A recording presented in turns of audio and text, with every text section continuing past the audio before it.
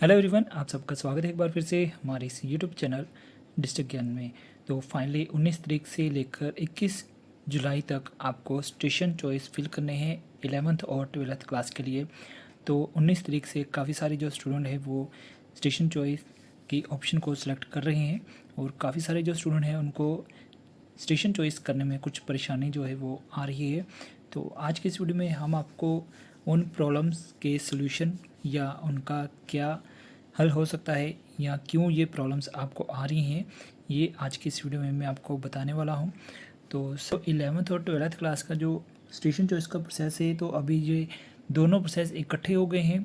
तो इनकी जो वेबसाइट है वहाँ पर अब कुछ टेक्निकल इशू के कारण जो स्टूडेंट हैं उनको परेशानी आ रही है, प्रॉब्लम्स आ रही हैं।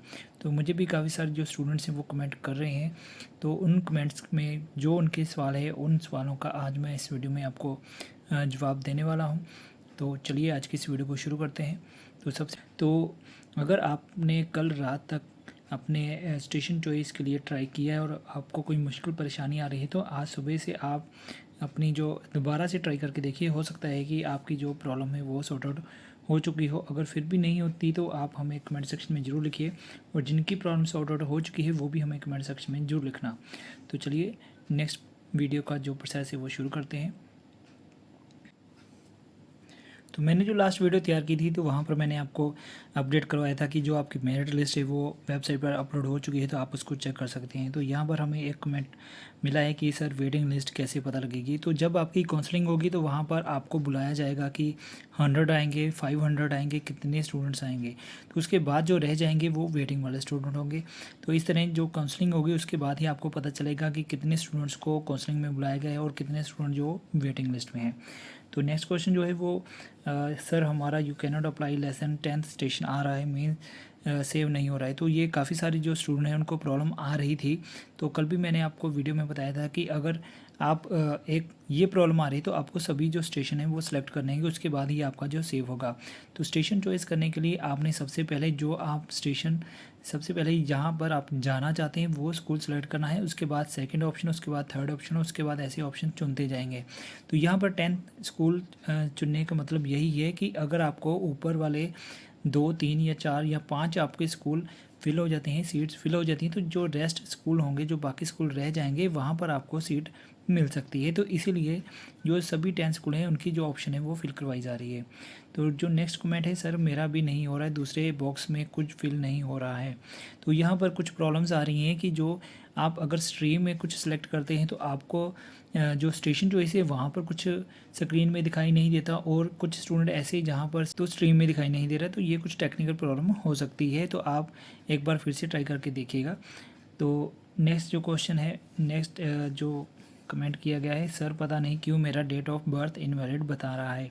तो काफ़ी सारे जो स्टूडेंट है उनका जो डेट ऑफ बर्थ है वो इनवैलिड आ रहा है। तो एक तो ये टेक्निकल प्रॉब्लम हो सकती है, दूसरा अगर आपने एडमिट कार्ड में अपना डेट ऑफ बर्थ गलत फिल कर दिया था, तो जो आपने गलत फिल किया है डेट ऑफ बर्थ, उसके द्वारा आप अपना जो ये जो स्टेशन चॉइस वाला लिंक है उसको ओपन करने की कोशिश कीजिए, क्योंकि काफ़ी सारे जो स्टूडेंट हैं उनकी तरफ से जो डेट ऑफ बर्थ है वो गलत फिल हो चुकी है।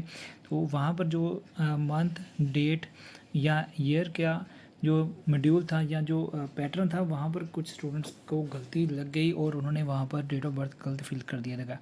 और एक और बात बता दूँ कि अगर आपको फिर भी प्रॉब्लम आ रही है तो आप इनकी जो मेरिट लिस्ट बन गई है तो वहाँ पर अपना नाम सर्च कीजिए, वहाँ पर अपने नाम के आगे डेट ऑफ बर्थ देखिए कि आपने कौन सी डेट ऑफ बर्थ वहाँ पे फिल की है। हो सकता है आपको याद ना हो कौन सी डेट ऑफ बर्थ आपके द्वारा फिल की गई है, तो वहाँ पर आप डेट ऑफ बर्थ देख के दोबारा से कर सकते हैं।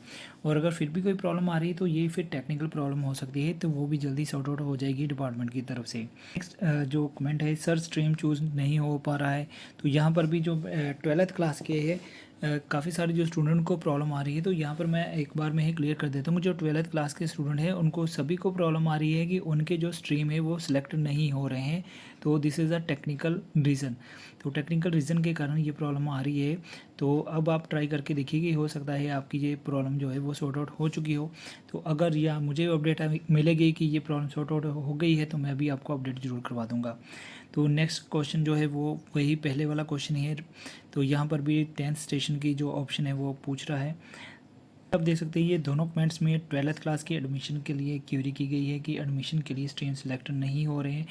तो सभी स्टूडेंट के स्ट्रीम सेलेक्ट नहीं हो रहे हैं, स्टेशन चॉइस दिख रहे हैं। तो मैंने भी चेक किया है, तो वहाँ पर सिर्फ स्टेशन चॉइस की जो ऑप्शन है वही अवेलेबल है। स्टेशन दिख रहे हैं बट स्ट्रीम नहीं दिख रहे हैं। तो कुछ स्टूडेंट ऐसे हैं जिनमें स्ट्रीम दिख रहे हैं बट उनकी जो स्टेशन चॉइस वाले स्कूल हैं वो नहीं दिख रहे हैं। यहाँ पर एक कमेंट आया है, सर सेव होने के बाद चेंज होगा कि नहीं होगा। तो अगर आप सेव कर लें तो उसके बाद चेंज नहीं होगा। फिर भी अगर आप ट्राई करके देखिए कि अगर आपके द्वारा दोबारा से स्टेशन चॉइस सेलेक्ट हो जाते हैं और सेव करके देखिए, हो सकता है कि उसमें अपडेशन हो, तो हो नहीं भी हो सकता कि वहाँ पर अपडेशन ना हो। बट फिर भी अगर आप ट्राई करके देखिए, ये ट्रिकी है कि अगर आप दोबारा से ट्राई करते हैं और सेव करके कर देते हैं, हो सकता है वो सेव हो जाए और पुराना डिलीट हो जाए और नवा आपका नया। तो नेक्स्ट जो कमेंट है, सर सेव होने के बाद क्या हम चेंज कर सकते हैं। तो वैसे तो चेंज नहीं कर सकते, फिर भी अगर आप ट्राई करके देखिए कि अगर आपके द्वारा फिर से लॉगिन करने के बाद स्टेशन चॉइस वगैरह की ऑप्शन आती है तो एक बार फिर से आप सेव करके सबमिट कर सकते हैं। तो हो सकता है कि अगर उनकी तरफ से जो नया डाटा है उसको अपडेट कर दिया जाए और पुराना डाटा डिलीट कर दिया जाए, तो आपका जो नया डाटा है वो अपडेट हो सकता है। जो कमेंट है वो, सर सेव नहीं हो रहा है, सर नेक्स्ट प्रोसेस क्या होगा। अगर सेव नहीं हो रहा तो कोई बात नहीं, आप दोबारा ट्राई करिए। तो वेबसाइट की प्रॉब्लम हो सकती है, टेक्निकल इशू हो सकता है।